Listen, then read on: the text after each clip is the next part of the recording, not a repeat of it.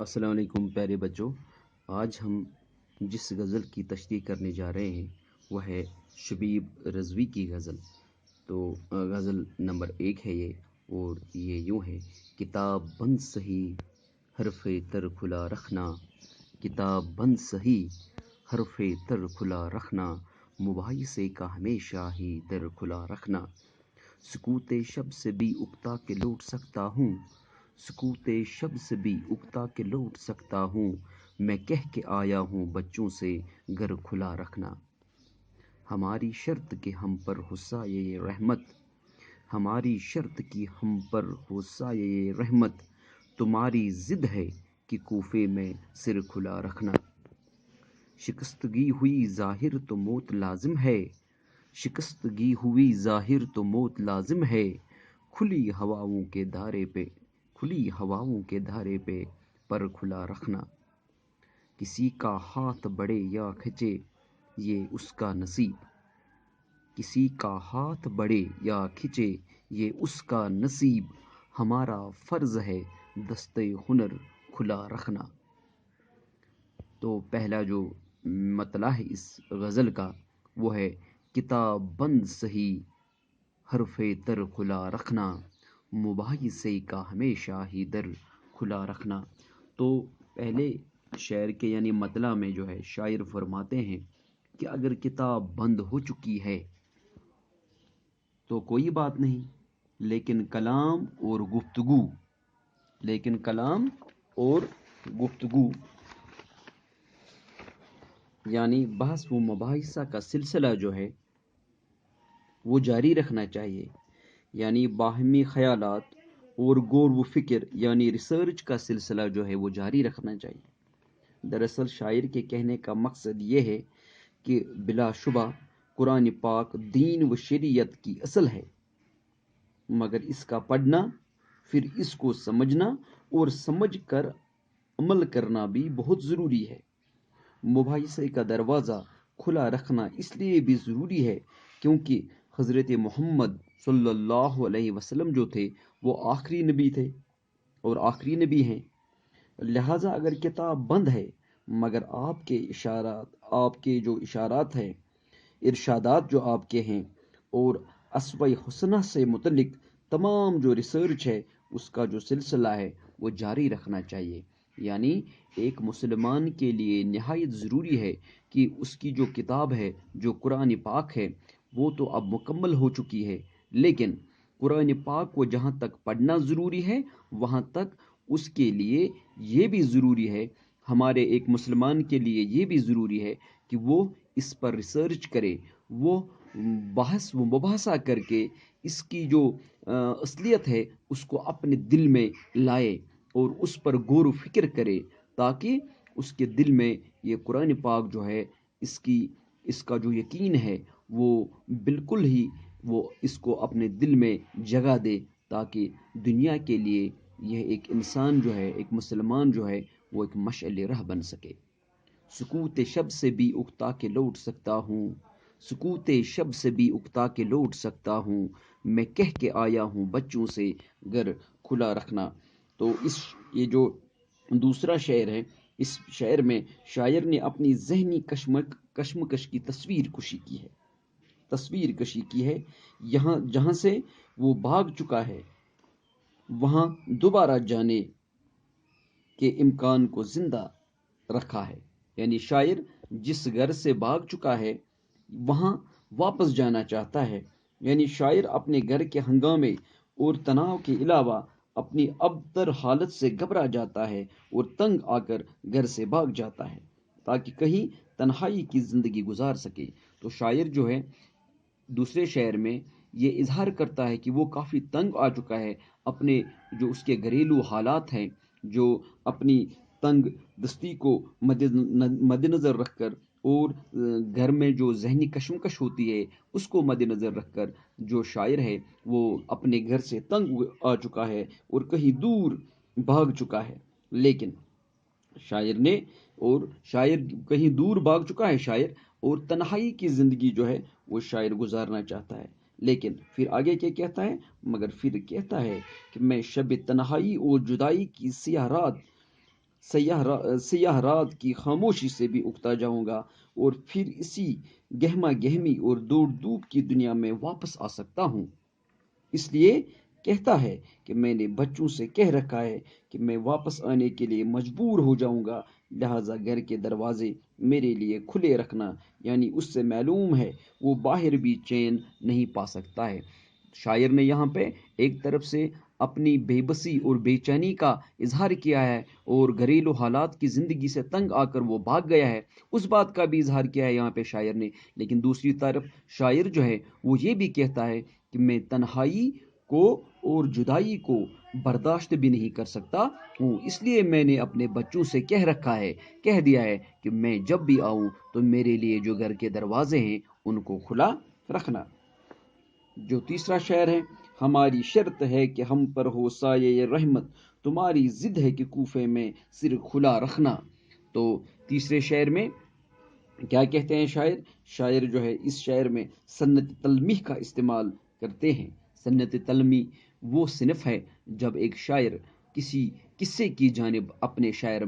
شاعر میں اشارہ کرے، تو یہاں پہ جو ہے شاعر نے کربلا کی طرف اشارہ کرتے ہوئے یہاں پہ جو ہے سنت تلمیح کا استعمال کیا ہے، اور شاعر نے واقعہ کربلا کو ایک شعری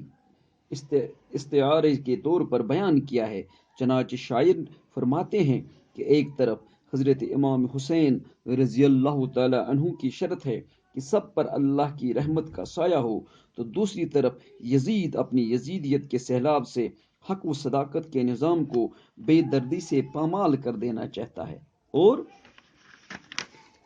اس طرح کربلا کے مقام پر سب رفقا سمیت سیدنا امام حسین رضی اللہ تعالی عنہ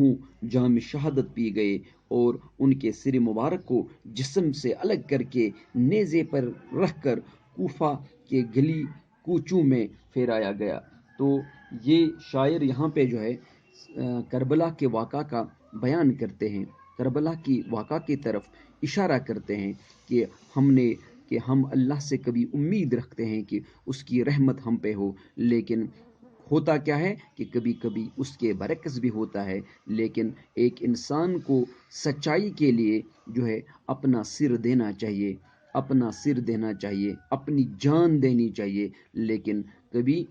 یہ جو باطل ہے اس کو برداشت نہیں کرنا چاہیے، کبھی جھوٹ، کفر اور ایسی چیزوں کو جو دنیا میں جو ہے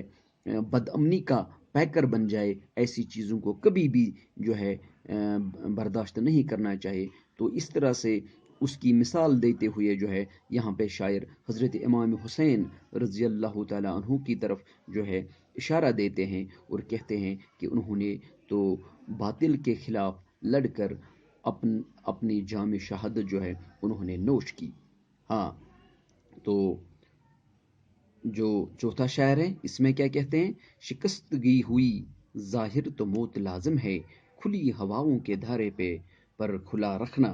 یعنی اس شعر میں جو شبیب رضوی ہے فرماتے ہیں کہ انسان کو کبھی بھی اپنی ہمت نہیں ہارنی چاہیے، نہ کبھی اپنی شکستگی یعنی خستگی یا ہار یا کمزوری کو ظاہر کرنا چاہیے، کیونکہ جب انسان نے بھی اپنی کمزوری کا اظہار کیا یا ہمت سے کام نہ لیا تو اس کے لیے موت ضروری ہے، یعنی تب وہ زندہ موت جو ہے وہ مر جاتا ہے۔ اگر انسان نے ہمت ہاری کسی بھی سلسلے میں یا اپنی کمزوری کو بیان کیا یا جو ہے ہمت سے کام نہ لیا، شکستگی جو ہے اس کو اجاگر کیا، اس کو اظہار کیا، تو وہ تو زندہ موت مر گیا۔ اس لیے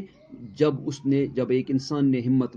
ہاری تو مانو کہ وہ اسی دن مر گیا جس دن اس نے اپنی ہمت ہاری۔ لہٰذا انسان کو چاہیے کہ وہ کھلی ہواؤں کے دھارے پر اپنے پر ہمیشہ کھلا رکھیں اور اپنی پرواز میں کسی قسم کی کوتاہی کو نہ آنے دے، بلکہ ہمت اور حوصلہ قائم رکھے۔ تو ہمت اور حوصلہ ہمیں ہمیشہ جو ہے قائم رکھنا چاہیے۔ آپ دیکھ سکتے ہیں کہ حضرت امام حسین رضی اللہ تعالی عنہ نے کربلا میں ہمت دکھا کر وہ شہید ہوئے، لیکن اس کا پھل جو ہے آج تک مسلمان جو ہے اٹھا رہے ہیں، یعنی آپ دیکھ رہے ہیں کہ کتنے سارے جو ہے وہ تب سے لے کر آج تک جو ہے مسلمان ہو چکے ہیں۔ تو اس لحاظ سے ہمیں بھی کسی بھی سلسلے میں ہمت نہیں ہارنی چاہیے، ہمیں اللہ سے دعا کرنی چاہیے اور ہمیشہ اپنے دل میں جو ہے یقین اللہ پہ یقین رکھنا چاہیے، اور ہمت کبھی بھی ایک مسلمان کو نہیں ہارنی چاہیے۔ ہاں، تو آخری شعر میں کیا کہتے ہیں؟ کسی کا ہاتھ بڑھے یا کھچے یہ اس کا نصیب، ہمارا فرض ہے دستے ہنر کھلا رکھنا۔ تو شاعر فرماتے ہیں کہ قدرت نے ادائے فرض کو زندگی کا نصب العین قرار دیا ہے۔ ہمارا فرض ہے کہ جس قدر فرائض ادا کرنے کی ہم میں ہمت موجود ہے، ہم ان فرائض کو ادا کر کے اپنا حق ادا کریں اور اپنی زندگی کے مقصد کو پورا کریں۔ یہی اصول مد نظر رکھ کر شاعر کہنا چاہتے ہیں کہ ہمیں بلا امتیاز رنگ و نسل تمام لوگوں کے لیے اپنے ہنر مند ہاتھوں کو کھلا رکھنا چاہیے، تاکہ ہر ایک شخص کچھ نہ کچھ فائدہ حاصل کر سکے۔ آگے یہ اپنی اپنی قسمت اور نصیب کی بات ہے کہ کوئی اس سے فیض حاصل کرنے کی کوشش کرتا ہے اور کوئی اپنی بدقسمتی سے محروم رہ جاتا ہے۔ تو ہمارے لیے ہر ایک مسلمان کے لیے یہ ضروری ہے کہ وہ اپنے جو اس کا جو ہاتھ ہے وہ مددگار ہونا چاہیے، وہ مدد والا ہونا چاہیے، وہ ہر ایک کے لیے جو ہے مددگار ثابت ہونا چاہیے، اور اپنے ہنر کا جو ہے اس کو ہمیشہ جو ہے اپنے ہنر کو آگے لانا چاہیے، تاکہ وہ دوسروں کے لیے بھی کارآمد بن سکے۔ تو ہمیں تو ہمیشہ جو ہے کسی کا ہاتھ جو ہے اس پھر آگے اس جو لوگ ہیں وہ ان کا اپنا اپنا نصیب ہے کہ کتنے سارے لوگ ہمارے پیچھے چلتے ہیں، اور کتنے ایسے بھی لوگ ہیں جو جب ہم ان کو اچھائی کی طرف بلانے کی تلقین کریں گے تو بہت سارے ایسے بھی لوگ ہوں گے جو اس بات کو نہیں مانیں گے، تو وہ ان کا اپنا ان کی اپنی بد نصیبی ہے، اور نصیب ان لوگوں کا ہے جو اچھے لوگوں کے پیچھے پیچھے چلتے ہیں۔ اور ہمارے لیے یہ ضروری ہے کہ ہم ایک ہنرمند انسان کے طور پر ہمیں اپنے آپ کو ثابت کرنا چاہیے، اور تاکہ جو دوسرے لوگ ہیں وہ اس سے فائدہ اٹھا سکے۔ تو یہ تھی پہلی غزل کی تشریح، تو اللہ نے چاہا تو دوسرے لیکچر میں ہم دوسری غزل کی تشریح بھی کریں گے انشاءاللہ۔ تب تک کے لیے خدا حافظ۔